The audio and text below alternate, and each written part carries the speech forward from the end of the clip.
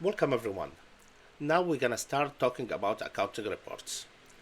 You're gonna see I will repeat a lot of definitions, a lot of examples as we go through that I used before because I want to get clear in your mind.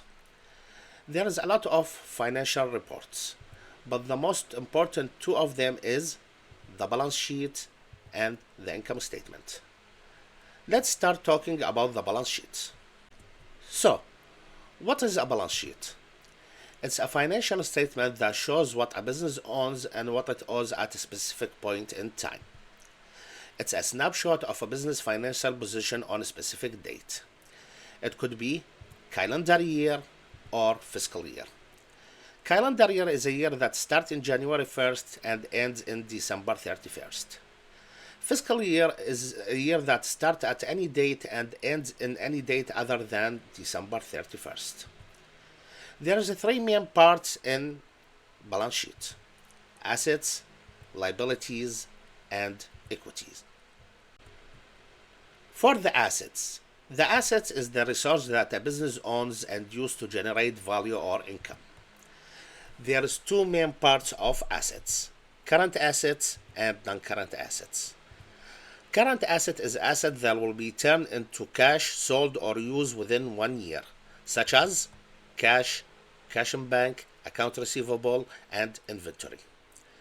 Non-current asset is assets that are used for more than 1 year, such as buildings, equipment, and vehicles.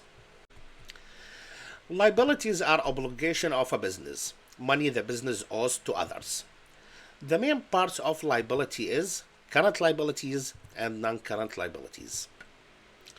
Current liability is a debt that must be paid within 1 year, such as account payable, short-term loans, accrued expenses. Non-current liabilities is a debit that will be paid after 1 year, such as long-term loans, mortgages, and bonds payable. Equity is the owner's share in the business after paying all liabilities.